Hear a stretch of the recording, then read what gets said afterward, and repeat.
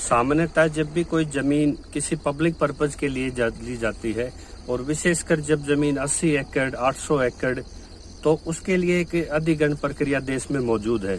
लेकिन जहां नौलथा में आपने देखा यहाँ आके यहाँ सीधी प्राइवेट फार्मर टू डीलर, और डीलर ने भी ये बताया कि इसमें रेलवे के किसी पर्पज के लिए जमीन ली जा रही है, ना तो उसमें अधिग्रहण की प्रक्रिया की नोटिस का यूज हुआ। और जैसा कि उन्होंने ऑफिशियल स्टेटमेंट अडानी ग्रुप ने साक्षी पत्रकार के माध्यम से दी है, ग्रुप की तरफ से कहा जा रहा है कि देखिए वहां पर प्राइवेट लैंड था, हमने किसानों से खरीदा, उनके मन माफिक दाम जो थे उन पर हमने खरीदा, और उसके बाद जो पीपीपी मॉडल होता है उस पर अब हम एक ऐसी फैसिलिटी जो कि स्टोरेज की फॉर्म में होगी उसे हम शुरू कर रहे हैं, जो कि सीधा सीधा एफसीआई के अंडर होने वाला है। साथ ही अडानी ग्रुप ने ये कहा कि उस दौरान बिल्कुल जो टेंडर का प्रोसेस होता है वही उन्होंने फॉलो किया।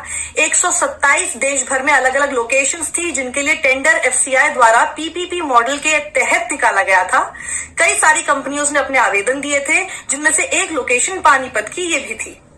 यही उस जमीन को रखेंगे, लेकिन जब जमीन अधिग्रहण के दाम बहुत ज्यादा बढ़ने लग गए तो उनको लगा कि इसको स्टोरेज की तरह ही हमें इस्तेमाल करना चाहिए, और दूसरे जो वो चीजें उस पर करना चाहते थे उस जमीन पर वो ना करें। इस वजह से चेंज ऑफ लैंड यूज को मंजूरी 2.5 साल बाद 2020 में मिल गई। अब सवाल ये था कि वो आखिर कौन सी रिक्वायरमेंट थी जो कि 2017 में फुलफिल नहीं हो पा रही थी, लेकिन 2020 आते आते अडानी ग्रुप ने उसको फुलफिल कर दिया। कि ये पीपीपी प्रोजेक्ट है, ये कोलैबोरेशन के आधार पे है, तो ऐसा इनके डॉक्यूमेंट्स में बिल्कुल नहीं दिया गया। वन टाइम इनके ओनरशिप राइट सरेंडर कर दिए गए, वो भी उनको गलत उद्देश्य बता के। तो जिस टाइम पे कोरोना काल था, कैबिनेट की मीटिंग हुई और यहाँ सीएलओ जिस तरह से दिए गए, ना तो रास्ते के पूरे मानक थे यहाँ पे, अब भी पंचायत के रास्ते यहाँ पे हैं, तो उनको अपने प्राइवेट रास्ते दिखाया गया, वाइडर दिखाया गया। और उसी दौरान जिस इसको स्टोरेज पर्पज से इन्होंने अप्लाई किया था सीएलओ का, ये मिलने के बाद 5 महीने के बाद कंपनी उसके लिए अधिकृत होती है या उसका रजिस्ट्रेशन होता है उस पर्पज के लिए। तो किसी कॉरपोरेट को फायदा पहुंचाने के लिए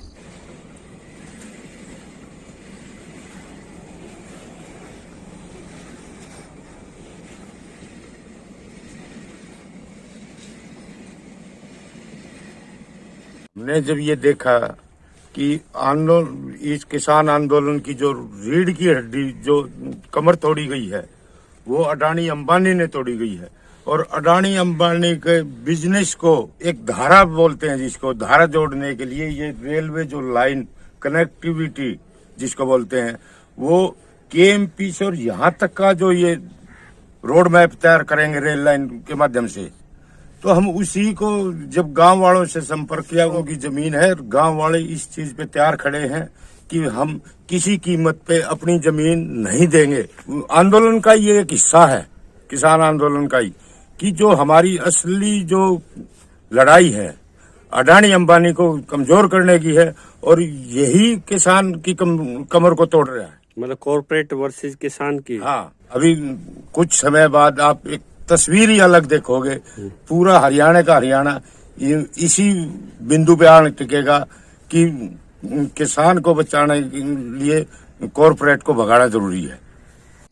एफसीआई को खत्म करके, जैसा कि बजट में इन्होंने एक तरह से विनिवेश खोल दिया है और एक अमाउंट रख दिया है, देश जहां सड़कों पे दिल्ली के चारों तरफ एक नाकाबंदी करके बैठा है कि देश की भूख रोटी तिजोरी में बंद होने वाली है, किसान की जमीन जाने वाली है। तो एफसीआई को एक तरह से खत्म किया गया और झूठ बोल के किसान की 8 जगह हरियाणा में किसानों की जमीन इस तरह से स्नैच की गई। जो ये 3 काले कानून के चक्कर में किसान उलझ के रह गया था, हम इसको नजदीक से समझाना चाहते हैं कि जब कोरोना काल में प्रधानमंत्री जी ताड़ी थाड़ी बजाने के लिए बोल रहे थे, एक तरफ किसानों की जमीन डील मंत्रियों के माध्यम से और डीलरों के उससे ये किसान की जमीन हड़प के अडानी अंबानी को दी गई। ये उच्च स्तर की जांच चाहते हैं कि वो कोरोना काल ही क्यों चुना गया जो किसान को की जमीन लूट के और अडानी अंबानी को दी गई। और ये प्रक्रिया देखे तो 127 जगह अडानी ने जमीन ली, जो 2 लाख करोड़ का इंफ्रास्ट्रक्चर पैकेज दिया गया था भाजपा शासित राज्यों में, इस तरह के घोटाले सामने आ रहे हैं। किसानों के साथ ये बहुत दुखद है।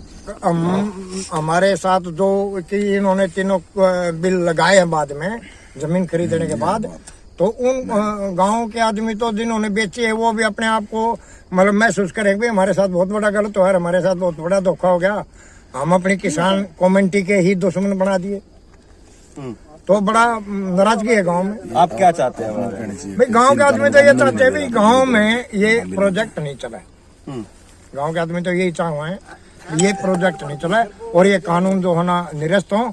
अगर ये प्रोजेक्ट बनाना ही है तो सरकार बनाए और सरकार अपना यहाँ पर वो करे, इसको वो नहीं बनाई। उनमें सब में अडानी ग्रुप की है रजिस्ट्रियां में, जो कंपनी जिस कंपनी के नाम से ये बन रहा है और रजिस्ट्रियों में उनके नाम से रजिस्ट्री है, इंतकाल है।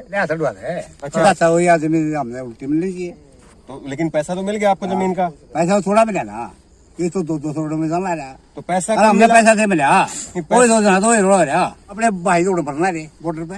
अच्छा, मरते नहीं बॉर्डर में नहीं मरते अपने भाई, अरे हम भी जानना जोड़े हमारे भीतर भी दर्द है, हमारे भाई रोड मरना रहा हमारे भीतर दर्द नहीं। इसलिए रिक्वायर करी है अभी 2019 में 2016 से जमीन खाली पड़ी थी। 2016 से खरीद रहे हैं। 16 से खरीदने लग गए थे, उसी टाइम से इन्होंने बोल दिया था भाई इसको खाली रखना, ये नहीं करना वो नहीं करना, तो जमींदारों का तो इन्होंने बुरा हाल किया यहाँ।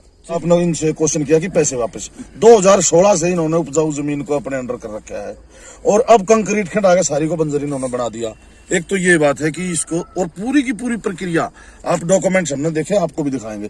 पूरी की पूरी प्रक्रिया लॉकडाउन में हुई है, जब मोदी जी सज्जे में खड़े होकर ताली बजवाया करते और सब कुछ बंद था ना, उस टाइम अडानी अंबानी ग्रुप का ये रजिस्ट्री होने लग रही थी, ये सीएलओ होने लग रही थी। कि ये है कि एक किसानों की तरफ से जो किसानों से एक बात आई है कि भाई कुछ भी बनाओ, थर्मल प्लांट बिजली का लगाओ, सरकार यूनिवर्सिटी बनाओ, स्टेडियम बनाओ, ये खुश है। लेकिन अडानी अंबानी को आज जमीन हरियाणा में देने वाला किसान ये महसूस कर रहा है कि जैसे वो एक इस देश का गद्दार है, जयचंद है।